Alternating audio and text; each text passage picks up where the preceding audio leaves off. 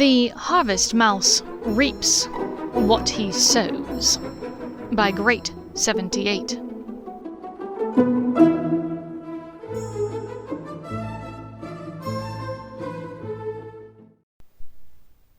Summary. Draco Malfoy is up to his old, bad ways again. Ron Weasley just needs a way to prove it. Maybe he should transfigure himself and follow Malfoy home one day. Surely that will work. Malfoy was up to something, and Ron was determined to find out what it was. Harry was no help. "Ron, mate, just drop it. Malfoy is my aura partner. Robards decided that 2 years ago, after we all went through the training, and he's not going to change his mind. Besides, Davies is a good aura, and you work well together, and the night shift really is important." Likewise, Hermione dismissed his concerns. "Malfoy paid his debt to society, Ron. He's proven himself to be a good aura the last couple of years, and he's been quite helpful to the Department of International Cooperation on a number of projects. He's changed a lot since we were children. You should try to get to know him better." Ron only scowled and shook his head. What did they know? Hermione was a Muggle-born who always saw the best in everyone. Harry had always been the forgiving type. Only Ron knew the true depravity of what Malfoy was capable of. Aura training had been a rigorous 3-year gauntlet of magical education that made their years at Hogwarts seem like a relaxing holiday in comparison. Ron had struggled mightily to finish, and likely would have failed out at least 5 times over, without Harry's help. When Malfoy joined the Auras and Training program 1 year into the course, inwardly Ron was gleeful. The blonde prat had escaped punishment in Azkaban because of Ron's friends' testimonies. He'd skated through coursework in their years together at Hogwarts on his looks and his ability to bootlick. He'd gotten on his house Quidditch team as a second year because Daddy Lucius pulled a few strings and greased a few palms. Now he was finally taking on something unfamiliar, at which he could not cheat his way to the top. And he was starting a year behind everyone else. Imagine everyone's surprise, then, when Malfoy managed to catch up to Harry and Ron in only 8 months. He had somehow learned the current material whilst studying the first-year course in his free time. It set Ron's teeth on edge. 2 years later, once training was complete, Harry scored quite high on the Aura entrance exam. That had not bothered Ron. He had been happy for his friend. But when Malfoy did the same, Ron was livid. He had been certain that the Slytherin had cheated. He had no way to prove it, though, and Robards refused to listen to him. For the past 2 years, the Dream Team of Potter and Malfoy had been performing head and shoulders above the rest of the department. It was only September, and already this year they'd managed to round up 6 of the most wanted criminals in Wizarding Europe. Potter's notoriety and Malfoy's pure-blood ties meant that doors opened easily for the duo, much to Ron's annoyance. So he'd started observing Malfoy for wrongdoing, of which there seemed to be plenty. At first, it all looked innocent enough. The blonde prat might get an inner-office memo that would cause him to smirk. If Potter or another aura asked about the note, Malfoy would simply say that it was nothing, and incendio it immediately, before turning his attention to something else. It was Ron and Harry's custom to meet with friends for drinks in Diagon Alley. Once he and Malfoy were assigned to work together, Harry felt obligated to ask his partner to join them, of course. Malfoy had steadfastly refused at first, even scoffing at the notion, until about a year ago. Now he was one of the regulars. Clearly he was trying to blend in so that he could collect information about them likely for nefarious purposes. It was Ron's job as Nightbeat to inform the incoming morning crew about any anomalies that had come across the flue or via owl in the night. Any time Malfoy was part of this exchange, he would have to endure the Git's annoyingly thorough questioning about detailed minutiae that did not matter in the slightest to anyone. Ron had a feeling that this was a distraction technique, to draw attention away from the fact that Malfoy never directly answered questions put to him. For instance, when asked if he'd done anything interesting over the weekend, Malfoy was always vague and non-specific. No, just a very mundane weekend. I spent time in my flat. Reading, mostly. Nothing much to tell. Ron had to find out what the Ponzi Slytherin was up to. But that was easier said than done. Malfoy kept his desk extraordinarily neat and clutter-free. His locker was warded against intrusion, and he always went straight to his flat after work. Ron was sure the wards there put the locker wards to shame. Unless... Years ago, Rita Skeeter had gotten around such problems using transfiguration, and whilst Ron hadn't been the best at the subject, surely he could learn. After all, James Potter and his friends had done it as fifth-year teenagers, and Ron was a fully qualified Auror. His test scores might have been mediocre, but he was capable. With Robard's permission, he began learning the process of becoming an animagus. It was an arduous 5 months, but it was worth it, he thought, the first time he transformed completely in a matter of a few seconds. Was it slightly problematic that his animagus form was a harvest mouse? Perhaps. He'd assumed that he would be a rugged weasel, or perhaps a terrier, like his Patronus. But when the tiny harvest mouse appeared in the mirror before him, there was nothing to be done. Worse, his Patronus had in fact changed to reflect the same. The teensy ball of light, barely bigger than a galleon, meant that it was easily missed when he used it to communicate. For this reason, Ron began to rely more heavily on owls and the Floo network. To be entirely honest, it was a bit embarrassing, having your Patronus change to a harvest mouse. Still, it actually served him quite well for his latest mission, figuring out what Malfoy was up to. Wards on a home, even those put in place by a top Auror, pureblood, Sacred 28 Scion, and ex-Death Eater, would not be able to keep out miniature vermin. His plan was simple. He would wait until his day off and sneak into the Auror bullpen. He'd find Malfoy's messenger bag and climb inside. Malfoy himself would carry him through the flue, in essence inviting Ron into his home. Then Ron could eavesdrop on the other wizard. He could observe Malfoy and figure out once and for all what the tosser was up to. His chance came that Thursday evening. He and Davies were off, meaning Harry and Malfoy would be handing things off to Spinnet and Cunningham instead. He transfigured in the loo down the hall from the bullpen, glad that he'd had the foresight to arrive at the ministry in his human form. Harvest mice were tiny, and could fit into a lot of places that ordinary humans could not. But the tiny body and short legs, not to mention the minuscule heart, meant that traversing long distances was difficult. He had a feeling that the distance between the loo down the corridor and Malfoy's messenger bag was going to feel like 100 miles. He'd been right. Even with stopping to rest every 5 feet or so, Ron could feel his tiny heart trying to beat its way out of his chest. Once in the bullpen, things went from bad to worse.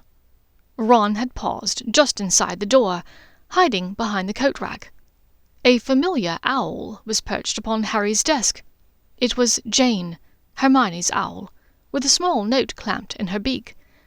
Harry wasn't at his desk, but as his and Malfoy's desks faced each other, Malfoy spotted the owl immediately. As Ron watched, Malfoy looked around to see if anyone else was paying him any mind. Finding the coast clear, and of course not noticing the tiny harvest mouse gasping for air near the door, Malfoy took the note from the lovely midnight black owl. He read the note quickly and deposited it furtively in his messenger bag. Across the room, Ron seethed in anger. Jane had brought that note to Harry, not Malfoy.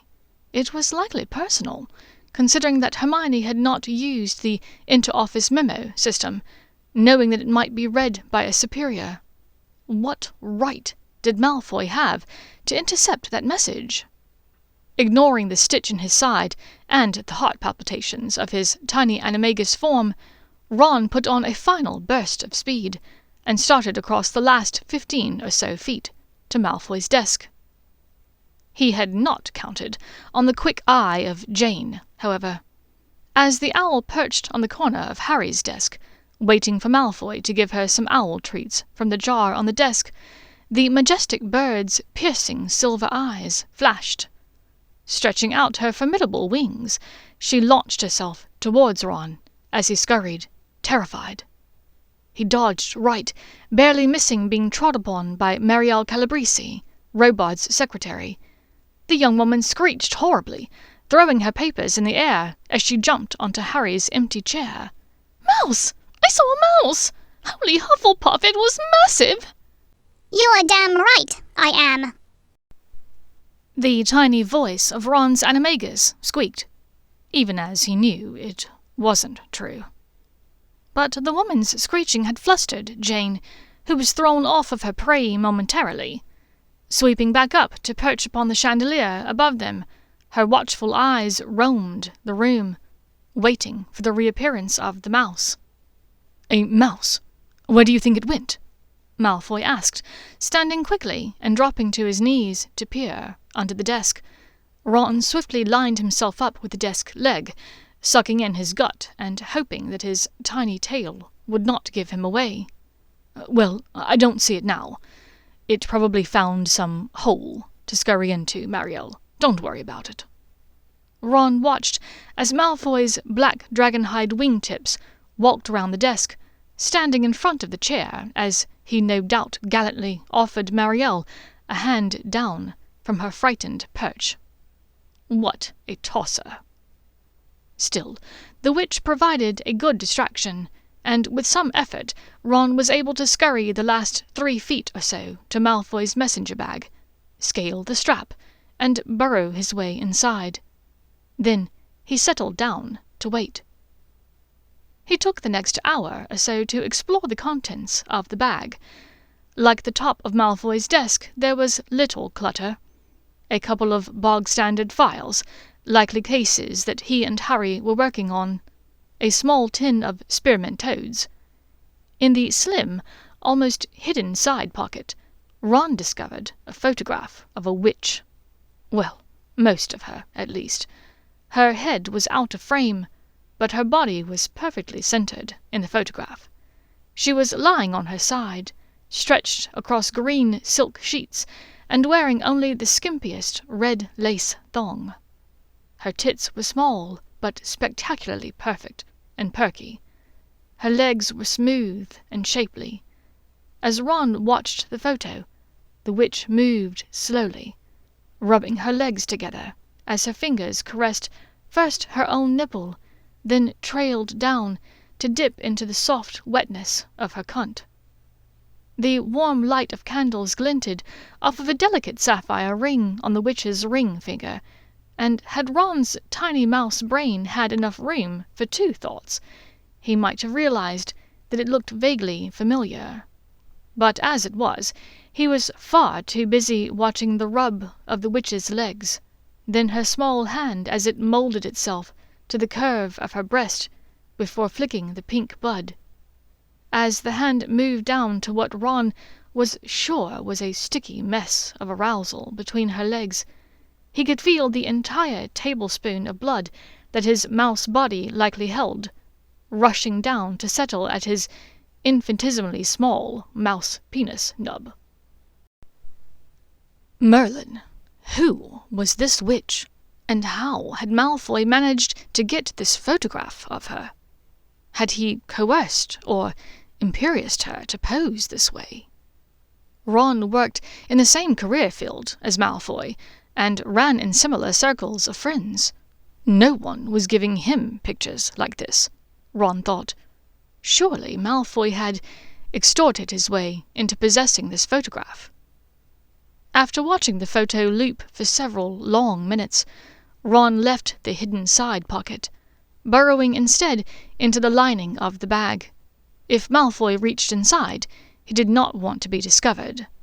After listening to Malfoy and Harry give in-depth briefings to Cunningham and Spinette, he felt the bag being lifted from the ground. Finally, they were on their way.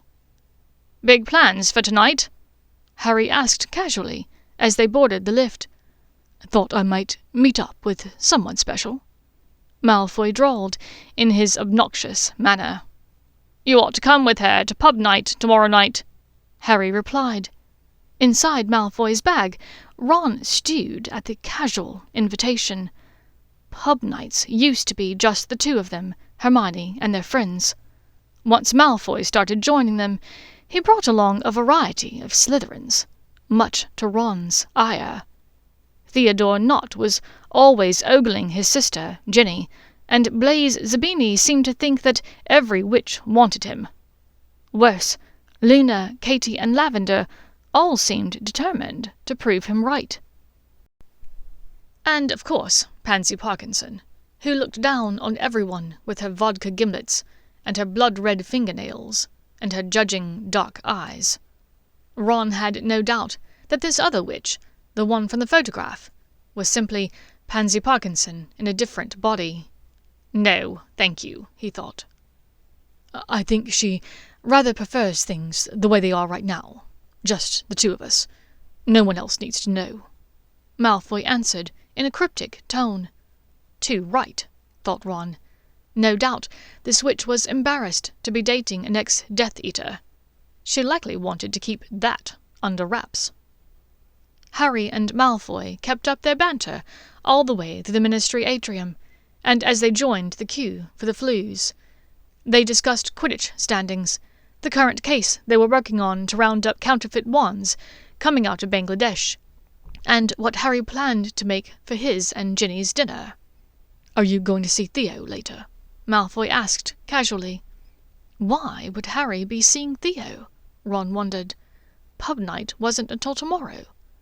"He said he might stop by after dinner," Harry answered, sounding as though he was trying not to laugh. "I told him we were having strawberries and cream for dessert."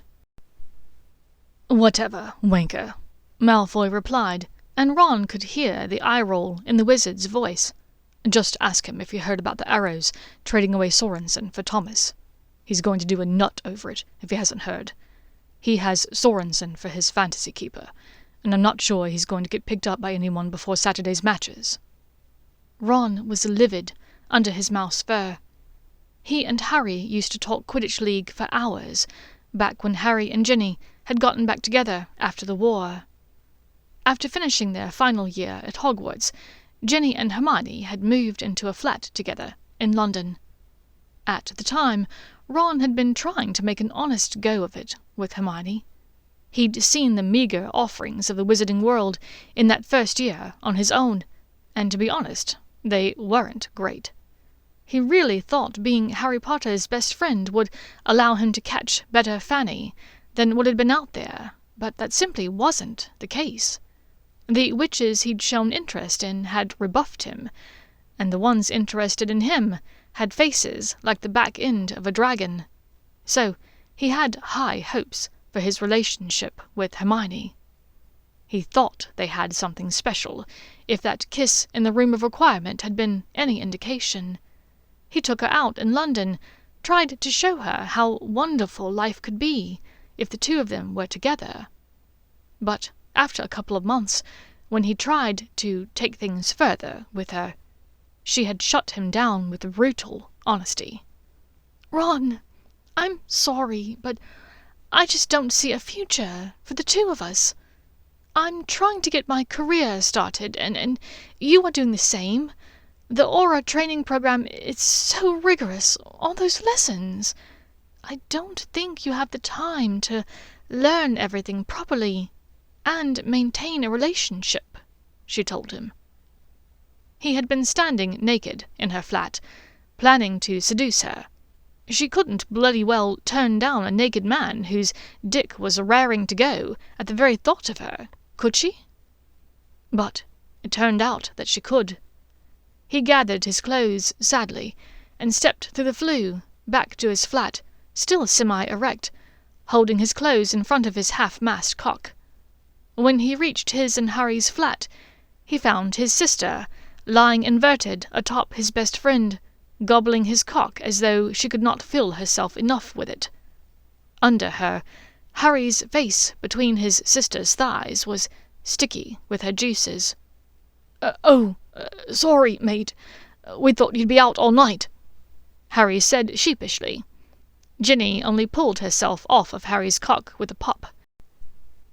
"Get out, Ronald," she hissed. Ron wondered if he could self-obliviate the whole evening from his mind, but worried that he might end up as Gilderoy Lockhart's roommate at St. Mungo's. Instead, as he passed through the kitchen, he dug under the sink for the handle of fire whiskey. It was only half full, but there was enough in the bottle to erase most of the embarrassment from his mind. Ron's memories of those days long ago consumed him, as Malfoy waited his turn in the queue for the flue. He heard Harry toss out his farewell, and then it was Malfoy's turn. There was a whooshing noise, and Ron felt the compression of the wards against his tiny mouse body. But then Malfoy pulled at the bag, even as the bag seemed to be pulling away from him, and they were through. There was the click of one dragonhide wingtip heel striking the marble fireplace, followed by another, then perfect silence for several seconds. "I thought you might already be here, waiting on me." Malfoy's voice was deeper now, more serious as he surveyed whatever was in front of him. The blonde git dropped the messenger bag with a hard thunk to the ground, and Ron's tiny mouse brain muddled in his skull.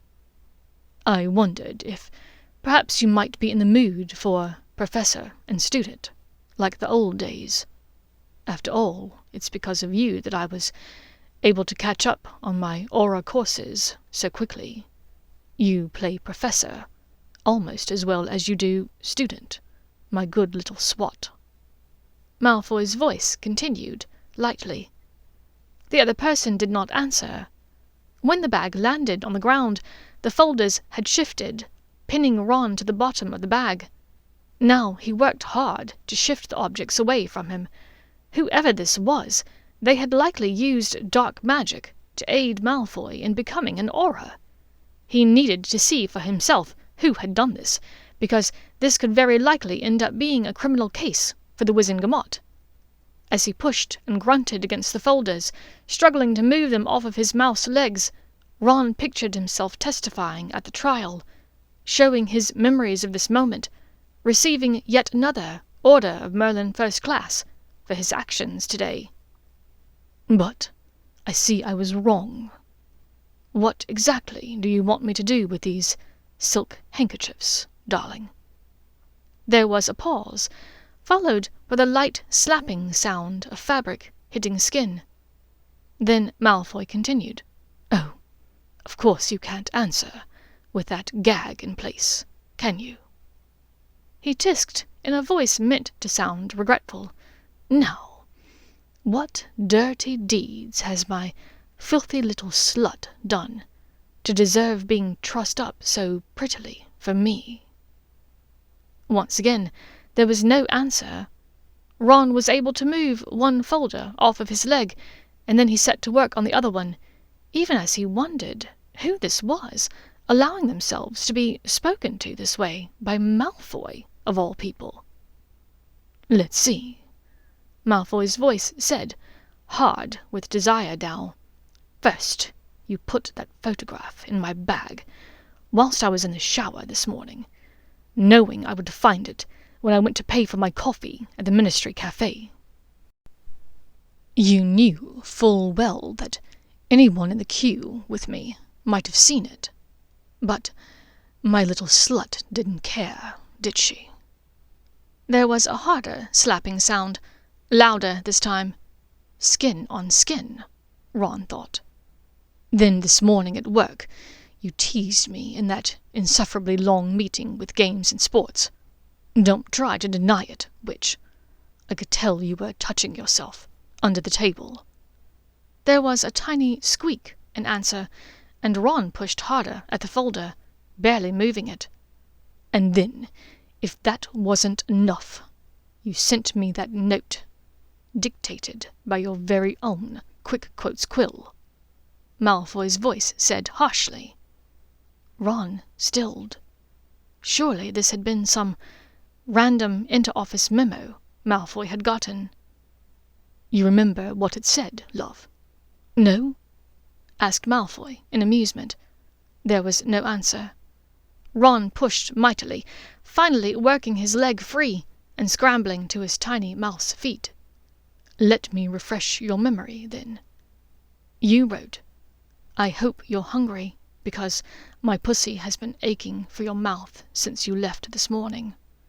I've had so many naughty thoughts about your cock today. I think you need to punish me. Hard.' Does that sound familiar, love?"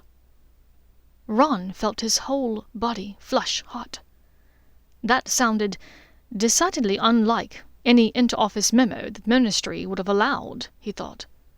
He gripped the buttery soft suede of the messenger bag and started climbing, eager to reach the top so that he could finally see this slag that Malfoy had waiting in his flue parlor. The sight that greeted him nearly caused him to topple back down into the bottom of the bag once more. His best friend and former girlfriend, Hermione Granger, was kneeling on the ground, her legs folded beneath her, hands held in her lap. She was entirely naked, her small but pert breasts pushed together between her arms.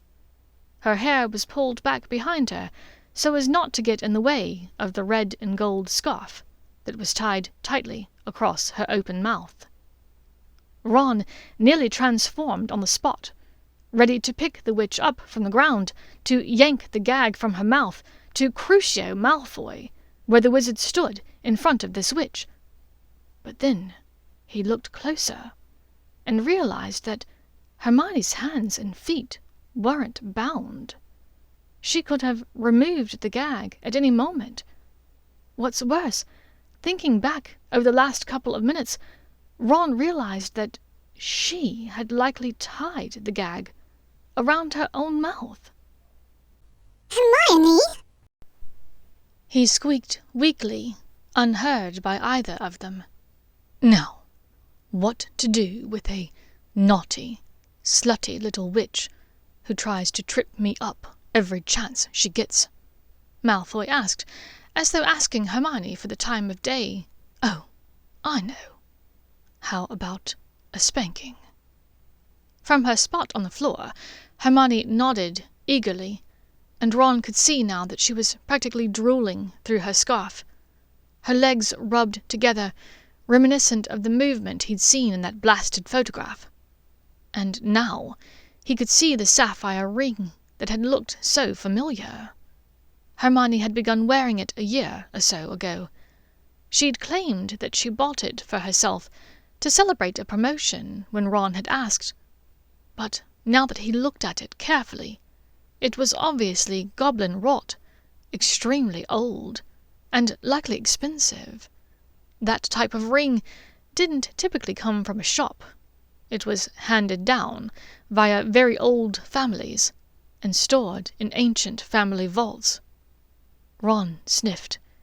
He could smell the arousal coming off of the witch, and once again, despite his absolute hatred for what was going on in front of him, Merlin help him, Ron could not help but become excited. Malfoy removed his suit jacket and rolled up his sleeves, slowly, all whilst circling Hermione hungrily. Then he pulled her up roughly by her hands, leading her to an armchair that faced the fireplace. It also faced Ron, still clinging desperately to the top of the messenger bag.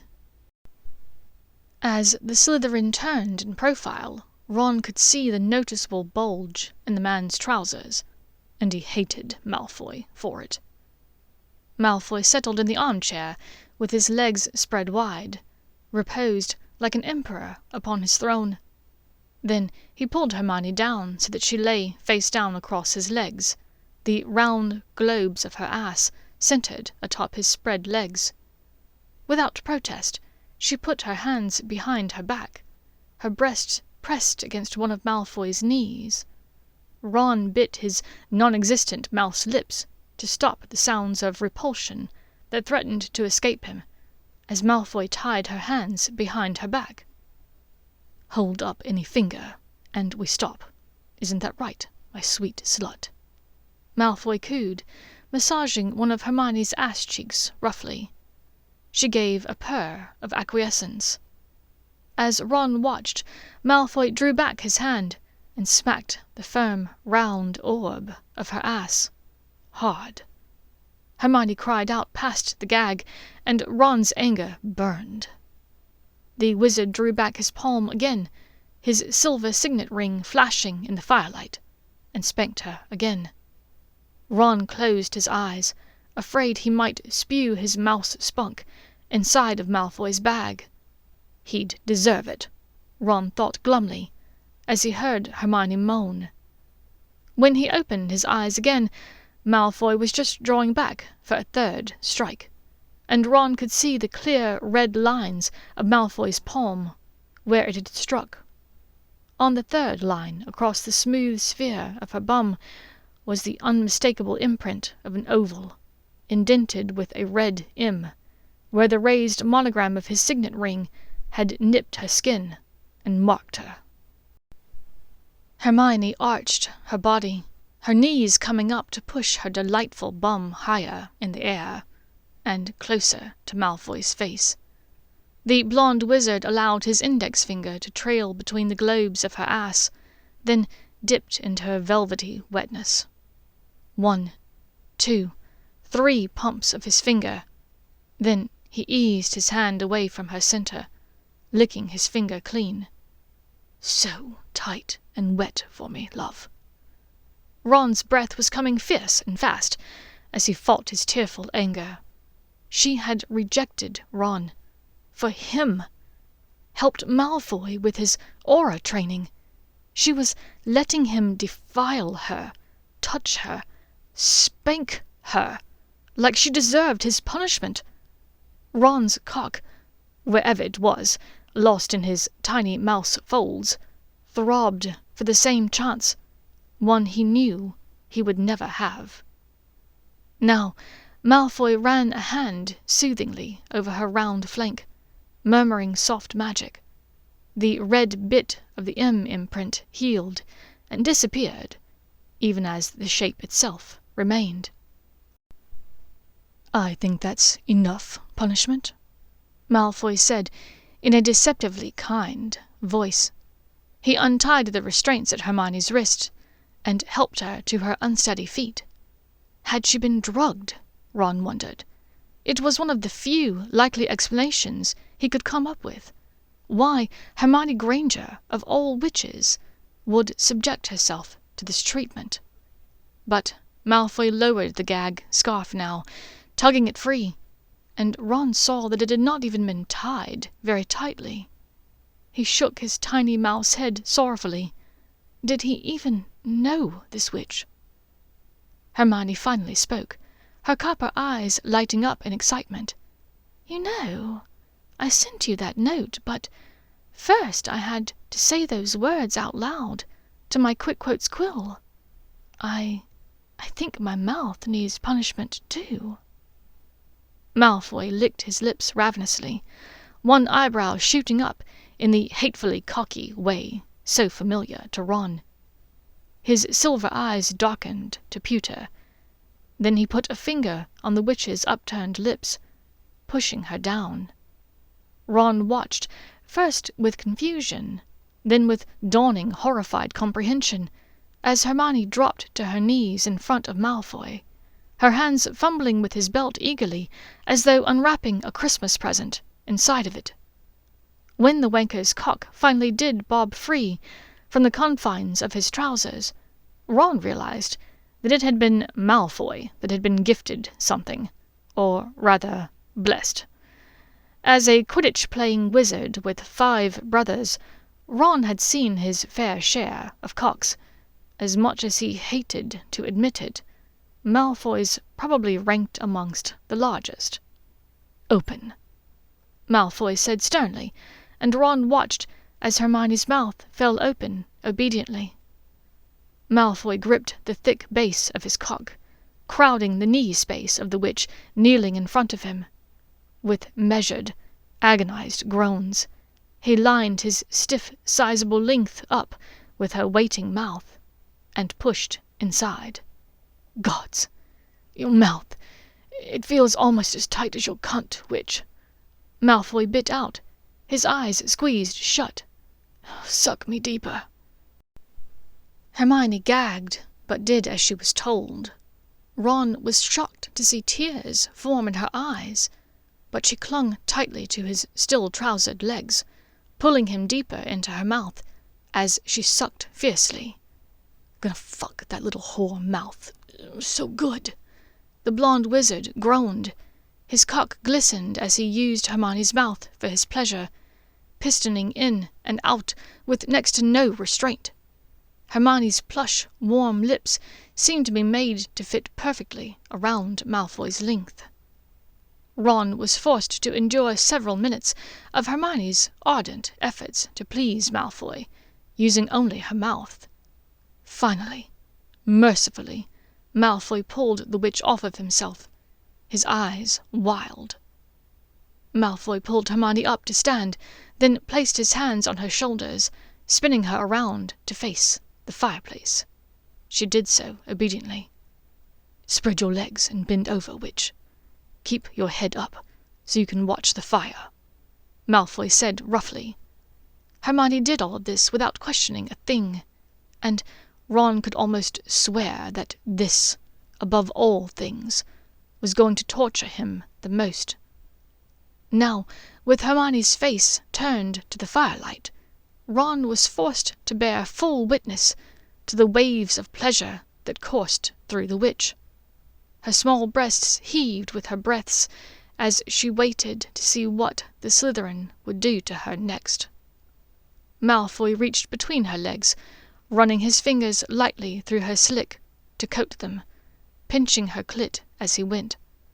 Hermione squeezed and squirmed against him, chasing her pleasure.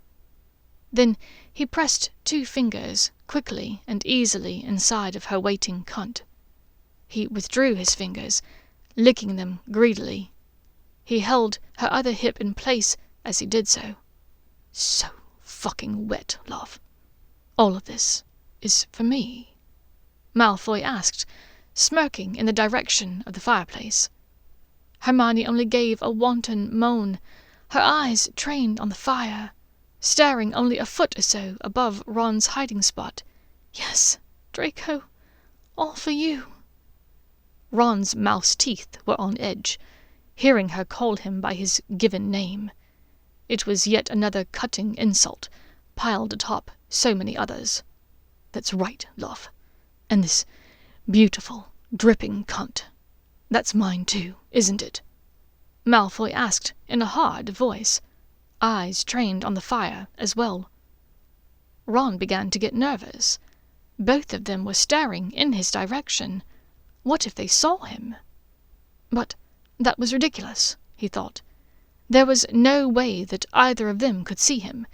He was still under the messenger bag's flap, for one thing, and for another, his animagus form was incredibly tiny. Like a man possessed, Malfoy now dropped to his knees behind the witch, plunging his face into her wet, soaked core from behind. What followed were the most salacious moments so far, as Malfoy greedily licked and sucked Hermione's folds, pulling her open with his thumbs, as Hermione mewled her delight. Then he dropped backwards, his back pressing to the front of the wingback chair, his knees coming up to unfold his long-legged length between her legs. He pulled at her backside, his greedy lips never leaving her body, as he settled her on his face. Within moments, Hermione was coming, hard, bare ass poised in the air above Malfoy's head as her legs squeezed his face. Ron watched, enraptured, unable to look away, even if he'd wanted to. Malfoy only gave Hermione a moment to catch her breath before he was pushing at her ass again, urging her in the direction of the fire, on her hands and knees. Wordlessly, Malfoy leaned forward to kneel between her spread legs, his face still wet with Hermione's arousal. He reached down to run his stiff, well-hung cock through the slick of her, then, with a harsh grunt, pushed into her cunt to the hilt. She cried out in sudden surprise at the intrusive fullness of Malfoy's cock, and Ron was forced to watch as another wizard got the chance to well and truly fuck the witch that he had dreamed of fucking for years. As he watched Malfoy play with Hermione's nibbles, hold her hips to push in deeper, then toy with her clit in order to earn yet another orgasm from the witch, Ron could tell that Malfoy certainly had been up to no good. In front of him, the couple was now climaxing together, and Ron could not help but stare at where their bodies met. He both envied and hated Malfoy's cock, even as he salivated at the idea of Hermione's wet, needy quim. When they were done, they lay exhausted on the soft fur rug, panting with joyous exertion, curled around each other. Hermione rose up to kiss Malfoy deeply, and for a brief moment Ron worried that they would go for round 2 whilst he was forced to watch again. Instead, Malfoy pulled away slightly, grinning down at the witch with menacingly playful silver eyes. "Potter thinks it's time that we tell the group about us." Ron felt gut-punched. Harry knew about this. But it was Hermione's words that nearly delivered the knockout blow to him. Does that mean that he's ready to talk about him and Ginny and Theo? Malfoy scoffed. "Oh, highly doubtful." Hermione laughed lightly. "Perhaps it is time.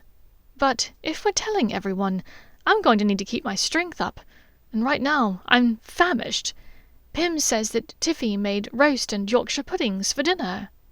"That sounds perfect, love," Malfoy said, kissing her hair as she moved to stand. The wizard did up his own trousers and moved back to the armchair to sit. Hermione summoned a silk robe to tie around herself. "I'm going to shower before we eat. Back in a few minutes." And she dashed away, leaving Ron frozen in his transfigured harvest mouse form. What to do now? Ron found himself hoping that Malfoy would simply follow her into the shower so that he would have a chance to escape. "Weasley." Malfoy's familiar, arrogant voice called into the stillness of the flue parlour. Yes? Ron answered. It came out as an unnaturally high squeak. "Don't ever sneak into my flat, trying to catch me in wrongdoing again. Are we understood? Or next time, I will be reporting you to robots." Understood. He squeaked unintelligibly. "Now, get the fuck out of my flat," the blonde wizard said lazily, wantonly summoning a tiny pot of flue powder from the mantel. Malfoy tossed a bit of the powder into the bright orange flames, making them glow green. At the same moment, Ron leapt from the messenger bag opening and shot across the floor, squeaking his destination and hoping that the flue understood him well enough. He tumbled with relief out of the flue as his own flat swam into view. Once transformed back to his usual self, and safely warded inside of his little abode, Ron considered never leaving the flat again. But that was silly. Malfoy might not have been smuggling stolen wands or building up a secret stash of dark artifacts, but he had been up to something clandestine. And Ron wasn't above trying to catch the two of them at it again. Thank you for listening to The Harvest Mouse Reaps What He Sows by Great78. If you enjoyed this story and would like to listen to more, please follow me on Spotify at Silver and Copper, or you can find me on Archive of Our Own by searching for Great78.